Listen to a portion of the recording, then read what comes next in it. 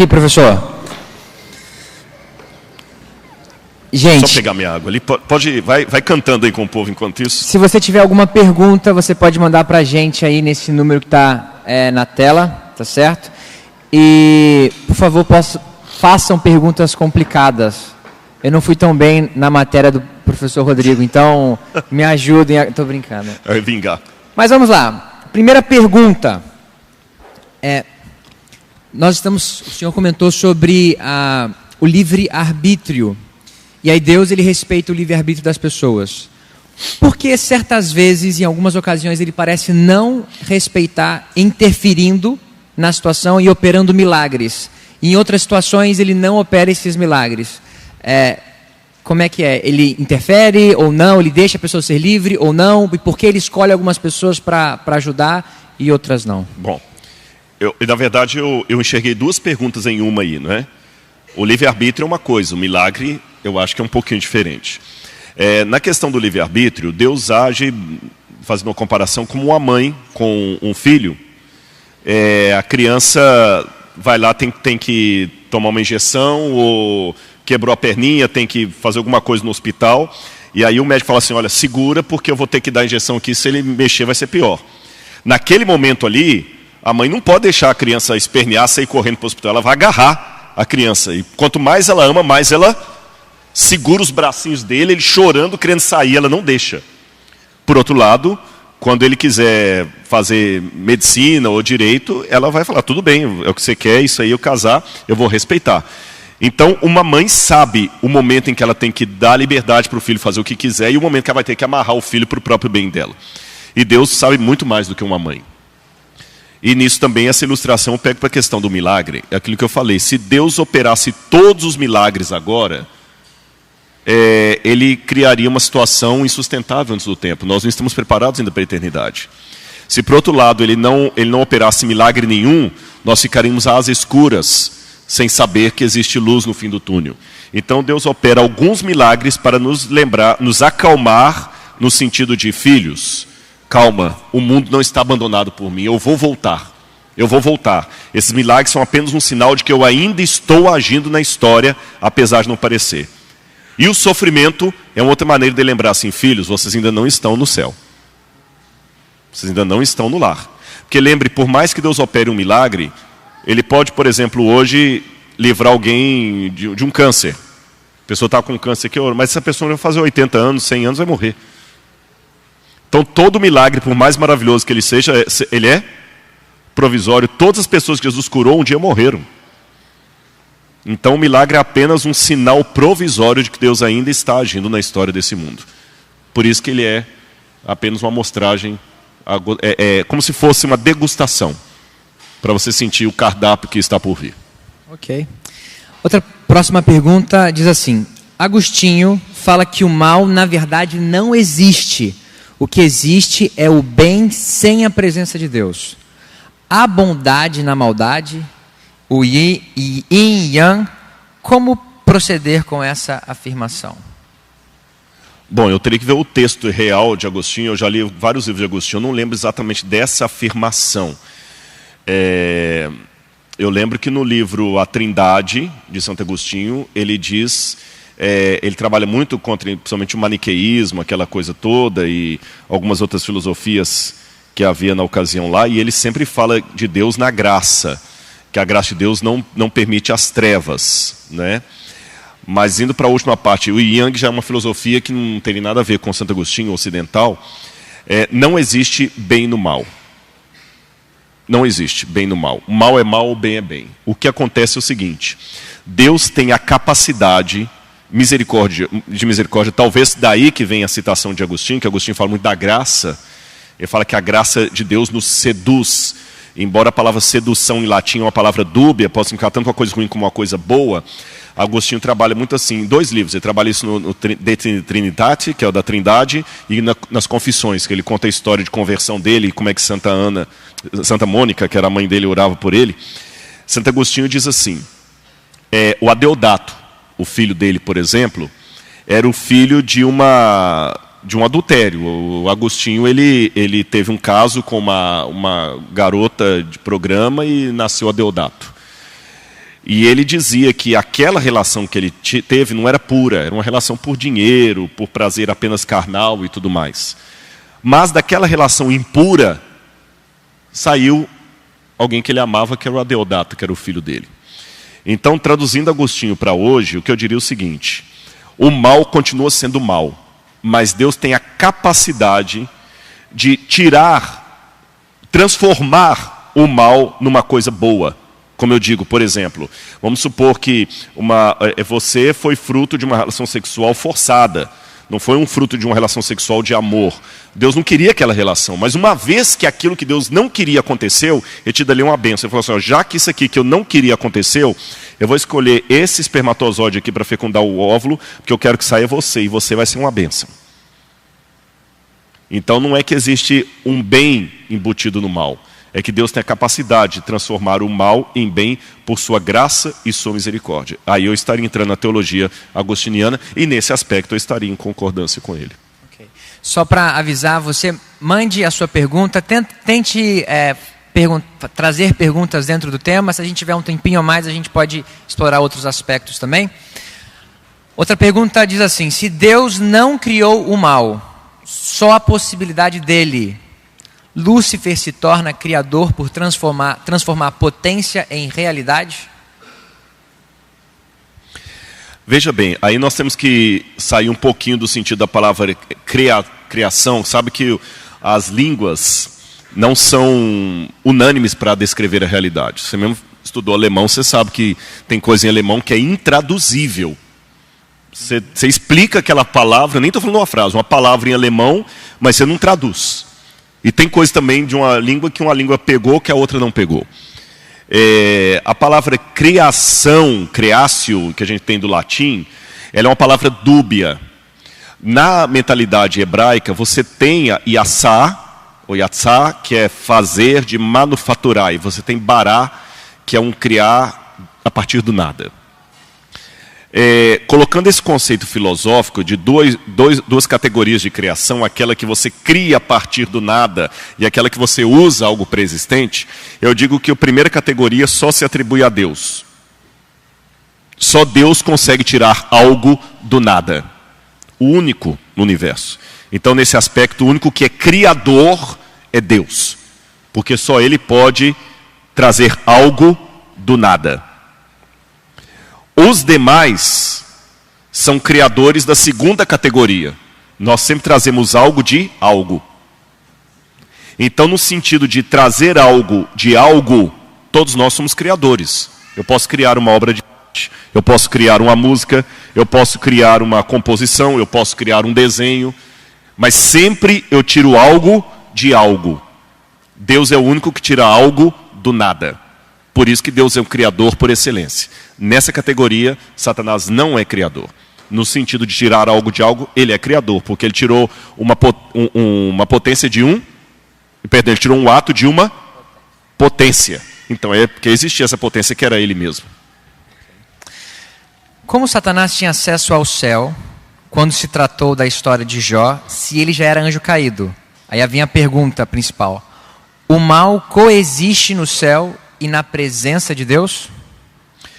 Veja bem, a queda de Lúcifer no céu, se você pegar assim, as partes bíblicas, ela menciona pelo menos 3 ou 4 vezes, não me lembro 3 agora de memória, que Lúcifer cai do céu. Você tem a própria queda dele original ali, você tem Jesus falando em Lucas, eu via Satanás caindo do céu como um relâmpago, você tem o texto de Apocalipse capítulo 2, que fala que ele foi expulso do céu. Se nós olharmos bem a história do grande conflito, tanto pela tradição judaica, pelo que diz a Bíblia e outras coisas mais, a queda de Satanás do seu posto foi gradativa.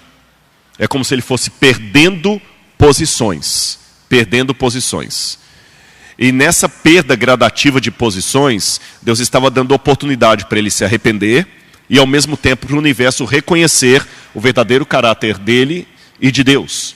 É como se numa empresa o sujeito fosse o CEO da empresa, e aí ele fosse rebaixado de CEO para chefe de departamento. E ele não muda, ele não aprende a lição, ele continua errando ali no departamento, as mesmas coisas. Eu tiro de chefe de departamento e coloco no andar mais embaixo. Ele continua ainda errando. Aí eu pego e e mandam ele embora da empresa, fire, né, demitido. Então parece que o diabo ele foi caindo de posição. No caso específico aqui do livro de Jó, eu acredito que ele foi ao céu, ali à presença de Deus, por uma reivindicação legal. Tanto é que Deus pergunta, o que você está fazendo aqui? Não era para você estar aqui. Eu tenho um mandato de segurança para estar aqui. Adão e Eva me deram. Eu sou o dono da terra. Agora, a última parte da pergunta aí. O bem coexiste com o mal? Essa é uma coisa muito interessante mesmo. O céu, na verdade, se você for olhar em termos bíblicos, é todo o universo. Por causa da nossa dimensão de pecado, de plano carnal e espiritual, nós fazemos uma diferença entre nós aqui e o céu lá. Mas se olharmos o plano original de Deus, o céu é o universo inteiro, porque o universo inteiro é a habitação de Deus. O universo inteiro foi feito por Ele, o universo inteiro é povoado. Tanto é que o universo é a ideia dualista que criou essa noção de matéria ruim, o plano espiritual que é o bom. Tanto é que no Apocalipse, o céu vai ser aonde? O novo céu e a nova terra? Aqui. A terra vai ser renovada, vai ser aqui. Então, a partir desse aspecto, Deus ter que tolerar o mal no universo já é algo terrível. Tá certo? Seja em qualquer canto do universo. Seja aqui, em outro lugar, Deus tem que tolerar, é terrível. E Ele tolera por misericórdia. Por quanto tempo Ele vai tolerar, isso eu não sei responder. Mas Ele tolera. Voltando à questão do livre-arbítrio. Onde está o livre-arbítrio de quem sempre sofreu e deseja nem ter vindo à existência? Bom, em primeiro lugar, aqui eu tenho que pedir licença aos psicólogos, se houver aqui, psiquiatras, para, como leigo, entrar na área deles. Como leigo. Quando a pessoa fala sem querer vir à existência, na verdade ele queria existir. Nenhum suicida quer morrer. Isso eu posso afirmar de carteirinha. Nenhum suicida quer morrer. Ele quer se livrar do problema que o aflige. Ele está com uma depressão muito séria. E essa depressão, que é uma doença, tem que ser respeitada, tratada com respeito, não com piadinha ou como sendo frescura. E essa depressão causa nos neurotransmissores dele, na sinapse dele, uma falha de raciocínio sistêmico, de modo que ele vê uma realidade deturpada e acha que não tem mais solução. Por isso ele quer morrer, ele quer não existir, ele não quer mais a vida. Só que, no fundo, aquele pensamento de eu não quero viver, não é um pensamento real. É um pensamento ilusório, fruto da depressão que a pessoa está existindo. E Deus é tão bom que Deus, mesmo que algumas pessoas, Deus acaba permitindo que elas se suicidem, isso não significa que Deus atendeu ao pedido delas. Deus sabe quando eu estou pedindo uma coisa de verdade, ou quando eu estou pedindo socorro. Então, quando a pessoa fala assim, eu não quero mais viver. Eu, Rodrigo, leigo, estou ouvindo a dizer, eu não quero mais viver. Mas Deus, que é maior do que qualquer psicólogo, sabe que o consciente dele está falando que não quer viver, mas o inconsciente dele está implorando por uma vida diferente da que ele tem. Por isso que Deus, de maneira muito gentil, não atende a neurose dele, mas o pedido que está lá no inconsciente dele. Por isso que essa pessoa que acha que não tem livre-arbítrio está sendo a maior prova do arbítrio de Deus.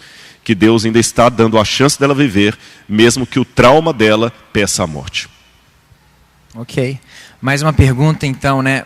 O senhor trabalha com essa questão filosófica, teológica sobre a maldade e o sofrimento na experiência humana. Agora, como que a gente pode abordar isso para alguém que está em sofrimento? Como é que eu trato da questão do sofrimento para alguém que está passando por esse momento? Bem, alguma coisa aqui eu vou falar amanhã, mas não vou anunciar o conteúdo de amanhã, senão vocês não veem, né? Tem que criar suspense.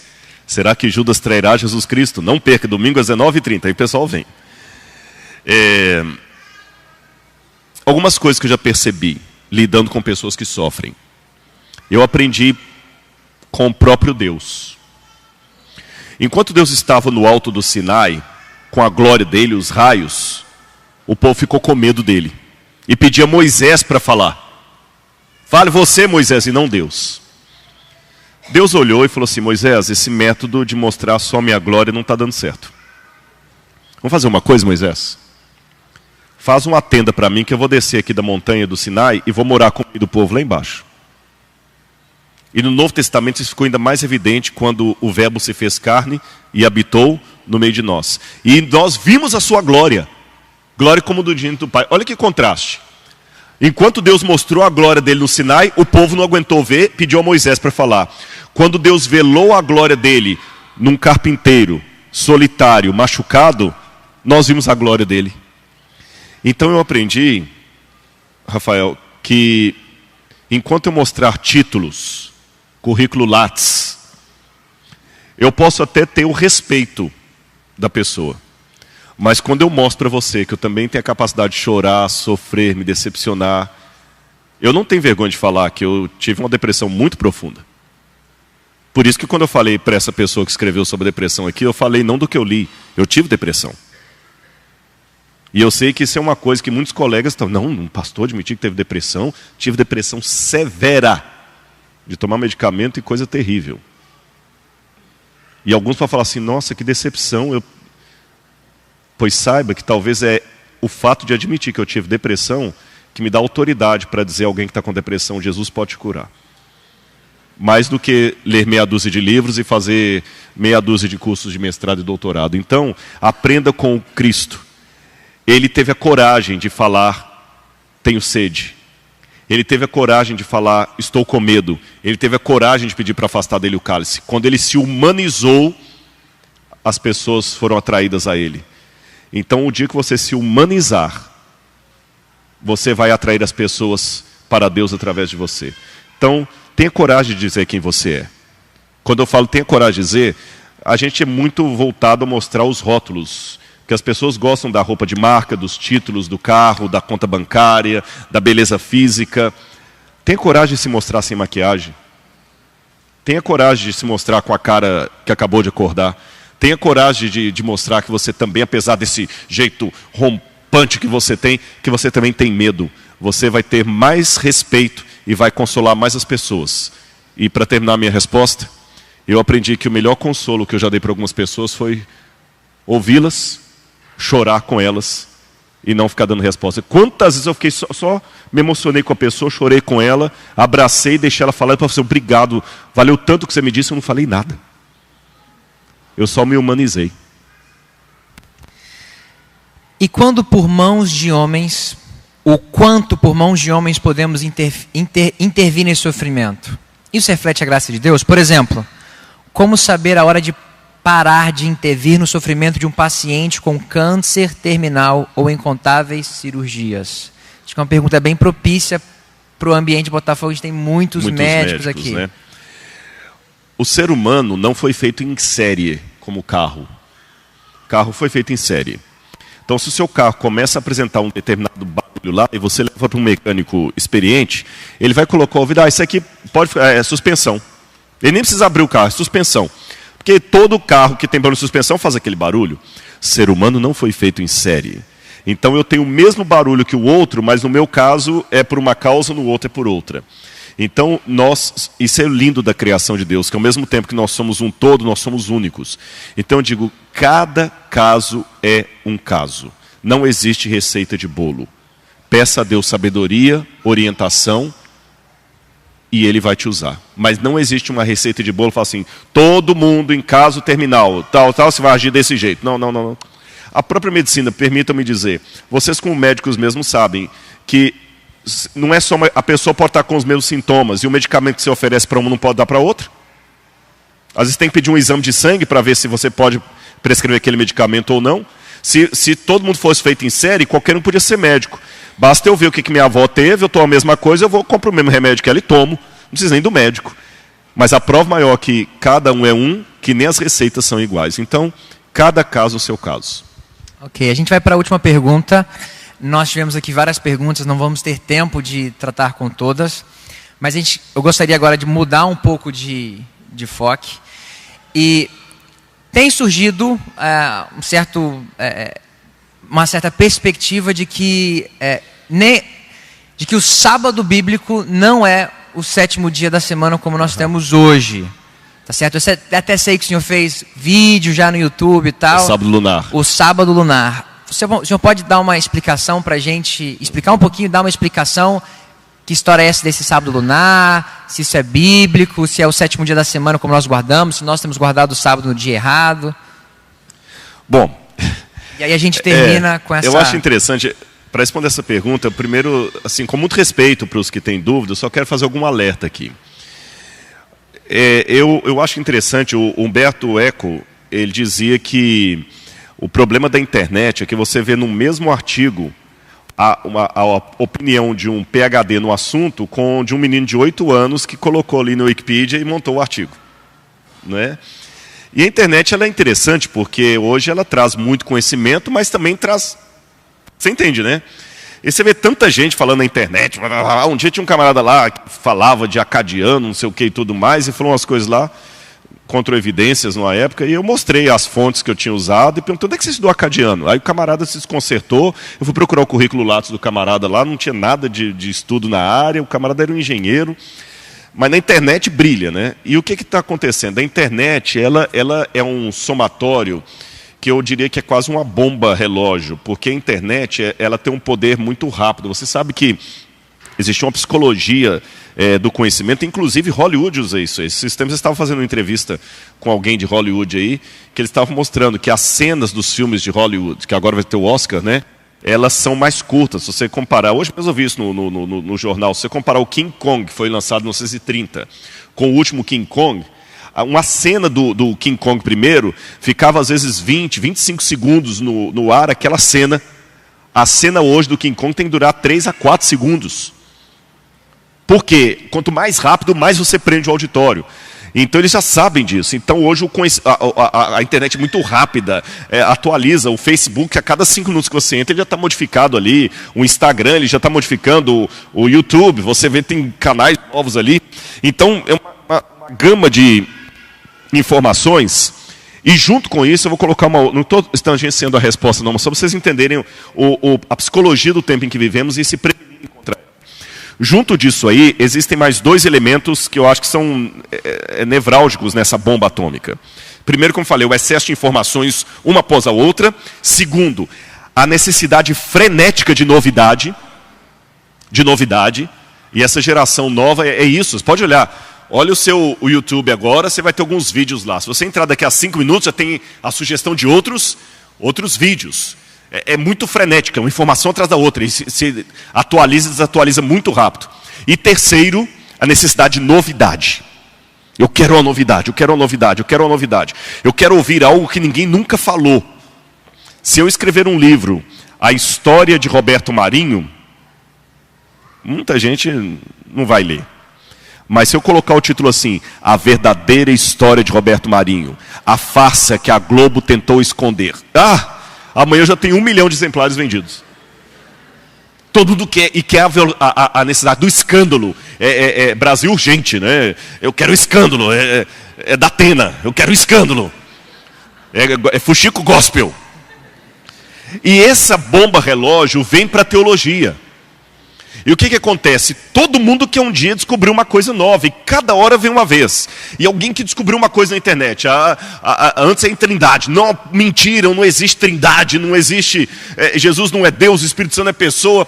Depois parar de bater na trindade, e o nome de Jesus, que não é Jesus, né? Jesus é o nome pagão do Deus Tamuz, com o sus, cavalo e tudo. Você não pode falar de Jesus, é Yehoshua, né? Yehoshua Habashia, não pode. Aí daqui a pouquinho cansa daquela novidade que o nome de Jesus não é nome de Jesus. Aí vem a novidade da terra plana. A NASA mentiu, a terra é plana, não é quadrada, não é redonda, é quadrada, é plana, é esférica, não sei o que e tudo mais. Aí cansado da terra plana, é o sábado lunar. Não vai durar 1 ano. Daqui a pouquinho já estão cansando do sábado lunar e vai aparecer uma outra coisa aí. Vocês entendem? Preste atenção, vocês não estão notando que é muito modismo? Olha que diferente as verdades eternas que a igreja prega. Quando eu falo que Jesus é Deus, eu consigo encontrar um rastro dessa doutrina em toda a história do cristianismo. E nos tempos bíblicos. Quando eu falo sobre o santuário, a mesma coisa. Quando eu falo as profecias de Daniel, a mesma coisa. Mas quando eu falo dos modismos, é um negócio que surge agora. E pega o pessoal, até eles cansarem daquele modismo. A hora que cansa daquele modismo, parece outro. Então eu estou falando, gente, a mesma coisa. Você está me perguntando do sábado lunar, você podia perguntar da terra plana, podia perguntar do verdadeiro nome de Jesus, se é Jesus, se eu posso falar Jesus ou se é o nome pagão. Sensacionalismo. Então, cuidado com essas coisas. Para mim são armadilhas do diabo, porque eu sou teólogo e nem eu consigo ficar update com todos os tipos de coisas novas que surgem. E todo mundo que levanta aquela lebre acha que aquela verdade dele é a mais importante da igreja, e se a gente não der uma resposta, é porque nós somos hipócritas, porque nós estamos escondendo a verdade dos irmãos. Então espera, não sou profeta nem filho de profeta, mas está sendo gravado hoje, é dia 2 de março de 2018, se Jesus não voltar até o dia 2 de março de 2020, ninguém está falando mais do negócio de sábado lunar, já vai ser uma outra coisa que vai estar em moda, entende? Vai ser uma outra coisa. Bom, voltando então para responder. Tem pelo menos 2 grupos que falam do sábado lunar. Um deles, ambos começam com a mesma teoria, mas eles divergem ali no ponto. Eles acham que o sábado está atrelado à lua e não ao ciclo semanal. E a partir da lua nova, você tem que contar 7 dias para ter o primeiro sábado, ignorando o primeiro dia, que seria um feriado, mas não um shabat. Aí que eu falei que vai ter a diferença. Um grupo vai entender que o sábado vai ser sempre no dia 15, 22, 15, 22, 28, não, desculpa, 7, 8, 15, 22, 28. 29. O outro vai acreditar que seria no dia 7, 14, 21 e 28. Entenderam? E nessa teoria, então tem os dois. Uns que falam que o sábado é sempre todo dia 15, outro que é todo dia 14. A diferença é de um dia entre os dois grupos. Mas onde os dois se encontram? Que em cada mês o sábado deve cair no mesmo dia 15 ou 14 daquele mês, sempre dia 28 ou 29, e não no ciclo semanal. Então, se hoje é terça-feira, mas é o dia 15, hoje é o Shabat, hoje que é o sábado. E que esse sábado que nós temos aí semanal, isso aí é do calendário gregoriano, Juliano Gregoriano, que é do catolicismo, do paganismo, que é uma distorção da lei de Deus. Eu vou falar com vocês assim, em termos arqueológicos. Eu não tenho como provar o ciclo semanal ao longo dos anos. Não tenho. Não tenho porque a semana não é ligada a nenhum evento astronômico. Não tenho como provar. Mas, biblicamente, eu tenho uma prova. Jesus guardava o mesmo sábado que eu guardo hoje. Então, se Jesus guardou o sábado errado, eu prefiro estar errado com Jesus, acerto com quem defende isso aí. Vamos raciocinar. Vamos pegar esse grupo que diz que o sábado cai invariavelmente no dia 15 de cada mês, certo? Se você pegar, alguém sabe dizer assim, quando é a Páscoa no calendário judaico? Alguém sabe dizer? Que dia do mês que é? No calendário judaico. Que eles falam que o calendário judaico que é o correto, tá bom? 14 de Nissan. Ou Abib, que é o mesmo mês de Nissan. 14 de Nissan. No dia 14 de Nissan, o cordeiro pascal era morto. E na noite do 14 de Nissan, que vira dia 15 de Nissan, a carne do cordeiro era comida. Existem 2 possibilidades. Que Jesus morreu no dia 14 de Nissan, quando o cordeiro pascal foi morto. Ou a segunda, que Jesus morreu no dia 15 de Nissan, porque ele já tinha comido o cordeiro pascal antes. Eu acredito que Jesus morreu no dia 15 de Nissan. Tá bem? Agora, interessante que o Evangelho diz que Jesus morreu numa sexta-feira. E diz, era o dia da preparação e começava o sábado. Se o ciclo lunar estiver correto, então os evangelhos estão errados. Porque Jesus teria morrido então num dia anterior ao sábado, não faz sentido.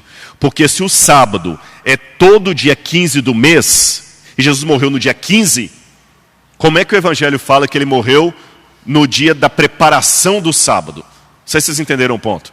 O evangelho deveria dizer que Jesus morreu num sábado, e não na preparação do sábado. Os evangelhos falam assim, Jesus morreu, e aquele dia era um dia 15 de Nissan. Ah, mas e os outros teólogos que falam que era o dia 14 de Nissan? Dá na mesma. Porque se Jesus morreu no 14 de Nissan, o sábado seria apenas, se Jesus morreu no 14 de Nissan, o sábado seria 7 dias depois. Você entende? Então, quer dizer, de qualquer maneira, você tem um erro aí. Outro detalhe, o calendário judeu não era lunar, não era solar, era lunar. Isso eu respondi no meu vídeo. O calendário judeu sempre era lunisolar. Lunisolar. Tanto é que a cada período de tempo eles tinham o mês de Beadar, que era o 13º mês, para equilibrar esse calendário. Inclusive, eu estou com uma coisa fresquinha, que eu voltei de Israel tem 15 dias. 15 dias. E lá em Israel tem uma professora chamada Raquel Olam. Ela está desenvolvendo alguns estudos sobre o calendário de Qumran. E Qumran tinha o calendário lunar, que facilitaria aparentemente o pessoal do sábado lunar, mas o ciclo do Shabat de Qumran era semanal como o que nós temos hoje. E Qumran estava antes do calendário gregoriano. Outro detalhe, eles falam que o sábado se perdeu, porque uma das perguntas que eu fiz uma vez para eles é o seguinte: escuta, se o sábado que nós guardamos é errado, por que Deus deixou os judeus durante milhares de anos aí guardando o sábado errado? Porque você vai em Israel, eles guardam o mesmo sábado que a gente guarda. A resposta foi não, porque na Bíblia fala que como o povo de Israel não foi fiel, Deus escondeu o sábado. Entenderam? Porque tem aquela passagem da Bíblia que fala: eu esconderei de você as suas festas, a sua lua nova, o seu gozo e os seus sábados. Eu ocultarei. Só que interessante, aquilo ali é uma profecia falando da vinda dos babilônios. Então eu pergunto para quem acredita no sábado lunar: e quando que Deus ia restaurar o verdadeiro sábado? Quando e por quê? Eu faço a pergunta pela seguinte razão: se Deus restaurou o sábado na época que Jesus veio, então já desfez o calendário deles, porque Jesus guardou o mesmo sábado que nós guardamos hoje. Isso eu tenho como provar. Jesus guardou o mesmo sábado, então o sábado já foi restaurado, então não tem nada de calendário lunar. Não, se nem na época de Jesus o sábado foi restaurado, então o sábado é mais importante do que Jesus. Porque Jesus deixou os hebreus receberem o Messias, Deus permitiu os judeus receberem um Messias e não permitiu que eles recebessem o sábado verdadeiro. Isso é legalismo. O sábado está acima do Messias. Entenderam a minha colocação ou não? Porque o Messias veio. Se o Messias veio, é porque Deus permitiu. Deus permitiu que o Messias viesse, mas não permitiu que o sábado verdadeiro fosse descoberto. E o que aconteceu hoje de tão especial que esse grupo descobriu o sábado verdadeiro que em nenhum outro momento da história Deus permitiu descobrir? Então eles estão melhores que os apóstolos. Porque os apóstolos, pelo menos aqueles que viviam com Jesus, guardaram o sábado errado. Tá certo? Então não tem base nenhuma essa questão de sábado lunar. Interessante que nem os rabinos, nem os judeus que têm o hebraico como primeira língua defendem isso. É lógico que para dissecar toda essa teoria eu precisaria de mais tempo. Estou dando uma resposta rápida aqui. Mas só para dizer para vocês que ela, na minha opinião, não faz o menor sentido. Mas Daniel 7:25 falou que ia cuidar e mudar os calendários e a lei. Tá, se o sábado se perdeu na Babilônia, então Daniel 7:25 não tem nada a ver com a Idade Média e a mudança do sábado para o domingo, já foi lá atrás.